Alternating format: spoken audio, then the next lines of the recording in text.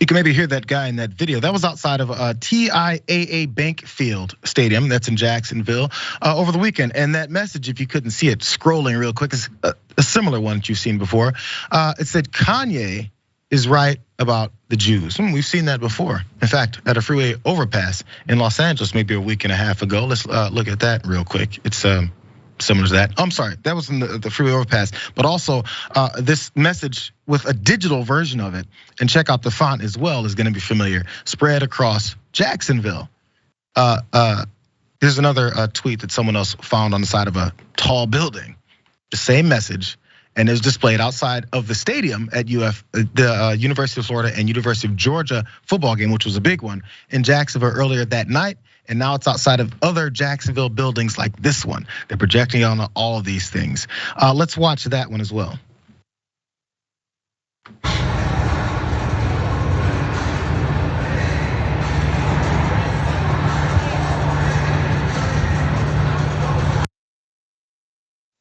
This is where it doesn't make, well, it never made any sense, but it makes even less sense to me. I've asked myself this question when you see the guys over the 405 freeway in LA with the banner and the bed sheets, and they're saying Kanye was right about the Jews, and then now they're projecting it on side of buildings. What is it that they're getting? Because of course it's just spreading hate and maybe inspiring others to think they can do the things they want to do. We know that part.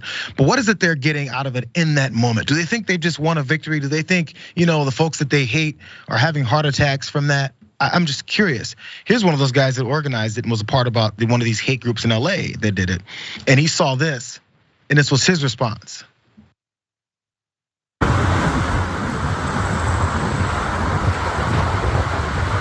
Oh, taking it a whole nother level, Jews. What are you gonna do now? Huh? The whole world's waking up, you filthy Jew bastard, baby penis suckers. Is right about the Jews. You Jews. Oh, you baby sucking Jews. It's on. Yeah. I guess that's a victory. I mean, he's out there alone in the middle of the night showing that he can read one word at a time. So good job there. So also, despite the fact that they realize that, they have someone in the AV department of their hate group that can project something on the side of a bridge where no one is, they also still threw their sheets over the sides of freeways. This is still in Jacksonville, you guys. Another person noticed that Chaffee on the I-10 in Jacksonville, there's more of the same signs. Honk if you know it's the Jews, end Jewish supremacy in America, that type of stuff. Also at another freeway overpass, this on the Arlington Expressway as well. Obviously, as this tweeter pointed out, it's a coordinated effort, more references to Kanye. So once I saw this, I was like, this is a little bit ominous, Jessica. But then the more I see it, I'm like, yeah, still dangerous, but clown behavior. And if anyone ever actually confronts any of these guys, they're gonna be running off of that freeway overpass. We can't hear you. Pull the Jayar. We're here, we got it. It's my fault, it's contagious. Yeah, it is contagious. But it's ridiculous and silly to see these people who should know that the top 10% in the country control 70% of the wealth. The top 1% grew their wealth $6.5 trillion last year. And they want to believe that there's a secret society and one ethnic group that controls so much money in our country. Like, it's just absurd. The majority of the top 10% of people in America, definitely not Jewish. This anti-Semitism is misdirected hate. And these guys want to seem like big tough guys and direct their anger towards a group of people when they're completely missing the point. And I'm sure they go to work every day and work for a boss to make that boss richer. Like, you're not a big tough guy and you're mad at the wrong people. And instead of reading QAnon conspiracy theories, maybe read a book about what the CIA and FBI has done over the years. Like, the secret societies are well documented in America. There's not some made up fantasy one. Again, they're just trying to distract these people. And it's just like sad to see stuff like this. Maybe if we tweet out all that information with a Dinesh D'Souza style, and the CIA agents got in the same bed together and they plotted.